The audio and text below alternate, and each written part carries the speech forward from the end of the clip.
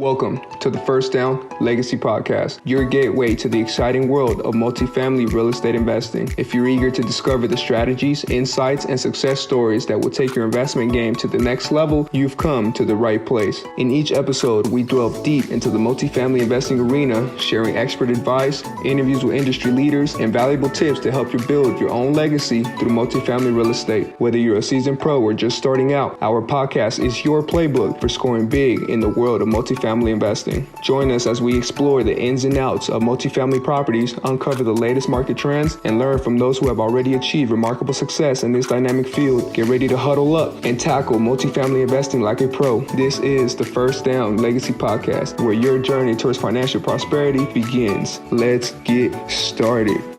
We're both partners on that deal, and he went on to do other deals.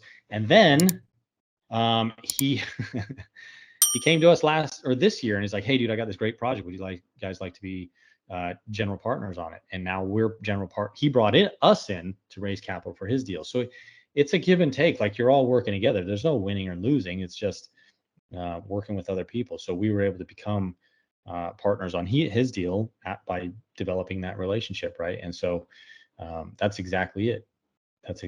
Just working with other people, adding value to other people.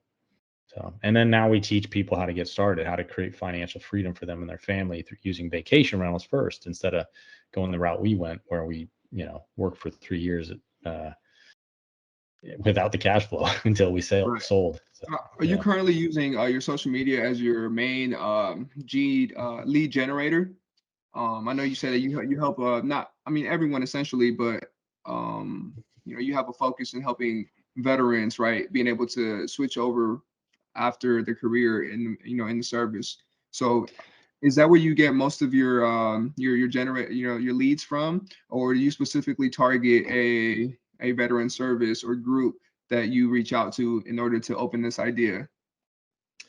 So the nice thing about algorithms with social media is you can be very intentional with who you target, right? So if whatever you talk about, whatever you hashtag, that's going to make you show up on other people's feeds, right? Now, if you're doing ads, you can actually do an ad and pick your target market too. Yeah. And if you pick your target market, right, like those, you'll show up on their stuff. And so the idea here is to advertise without advertising, to provide free value so people reach out to you. That's the whole point. So, if you're, whatever you think your target market is into, and I would caution you, don't make this up. Like, it should be stuff you're into, because people need to align with you, right? So if your target market is 30-year-olds to 50-year-olds that have a steady W-2 income of over 250,000, you might target doctors and lawyers and anesthesiologists, stuff like that, right?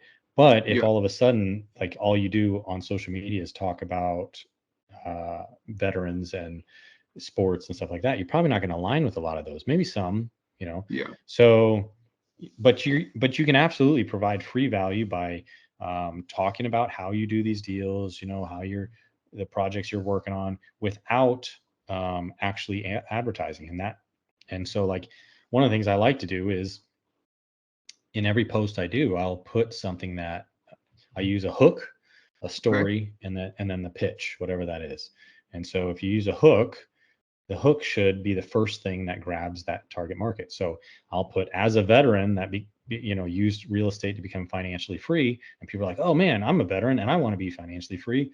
They read the story, right? They connect with the story, like, "Oh yeah, I was doing that too, and now he's able to do this." And then it says, "Reach out if you need help." Boom. Now people want to reach out and talk to me because of what we're doing, and that is a lead. And so that's one way. We also use SEO when we write blogs. I have a podcast as well.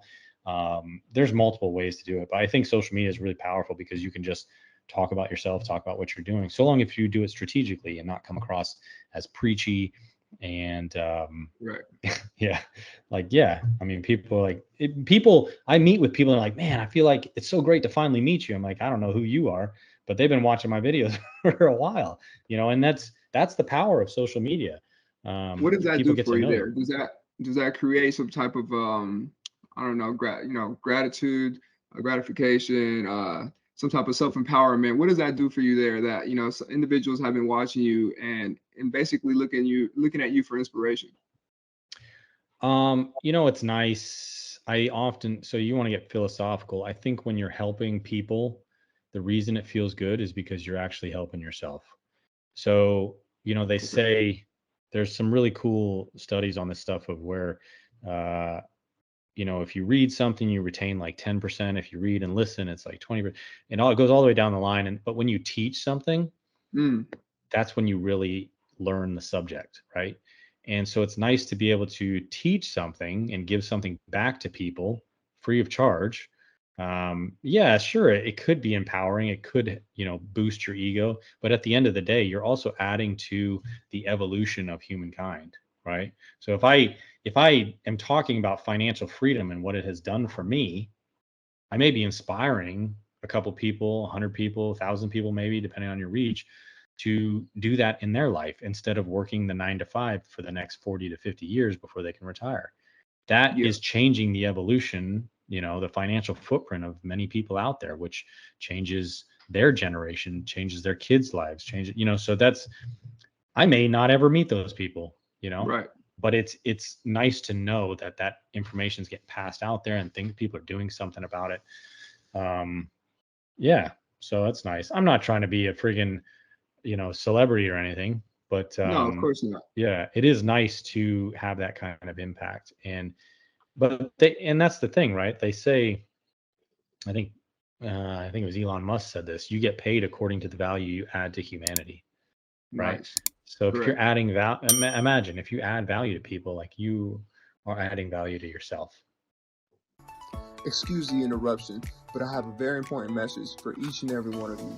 If you've made it through the video this far, it could only mean that you are ready to take your multifamily career to the next level. If you book a call with me in the link below, I can show you step by step on how I've been able to create passive income, build a legacy I've always wanted, and turn my dreams into a reality. Book a call with me now, and I too can show you how to align your purpose through multifamily investing. Let's go. Okay.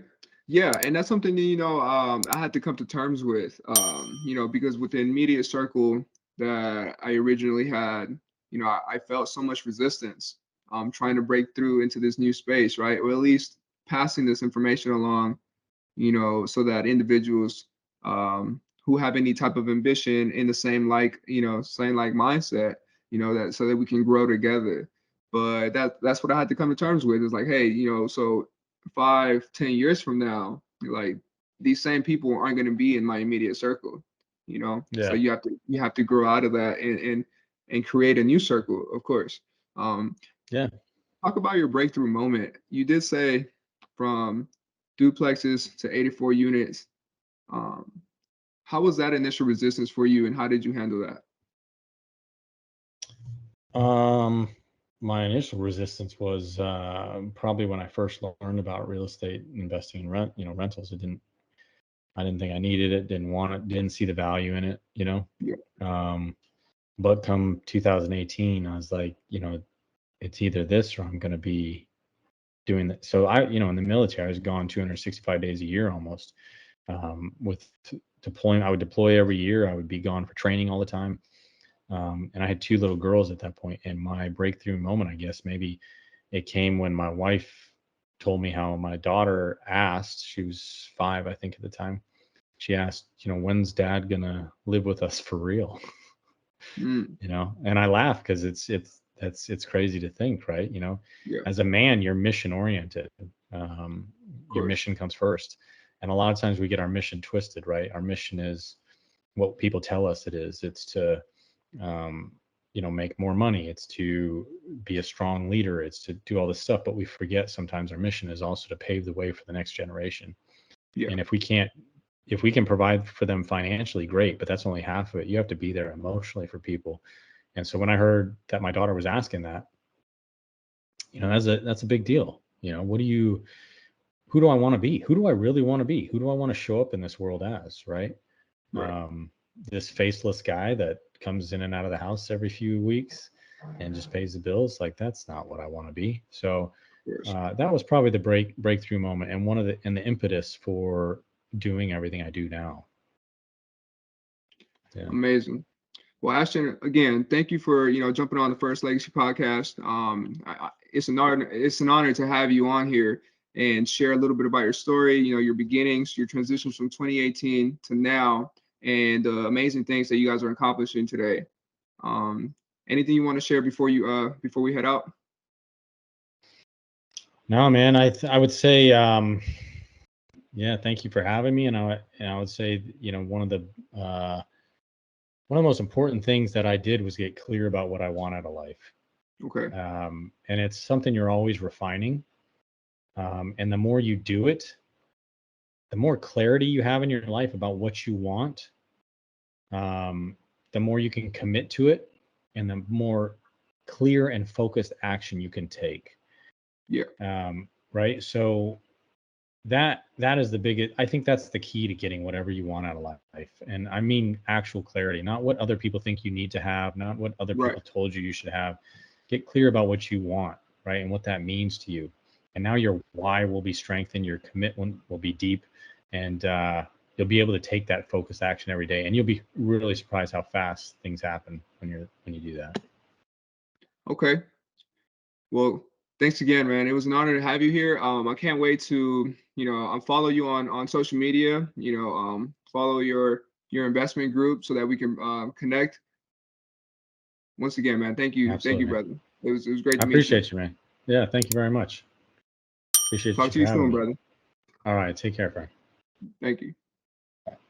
Thank you for joining us on this episode of the First Down Legacy Podcast. We hope you've gained valuable insights and inspiration for your multifamily investing journey. Remember, your legacy in multifamily investing is within reach. Keep learning, keep growing, and keep building your success story. We look forward to having you back with us for more game-changing strategies and stories in the multifamily investing world. Until then, keep the momentum going and keep building that legacy. This is the First Down Legacy Podcast. Thank you for listening, and we'll catch you on the next episode.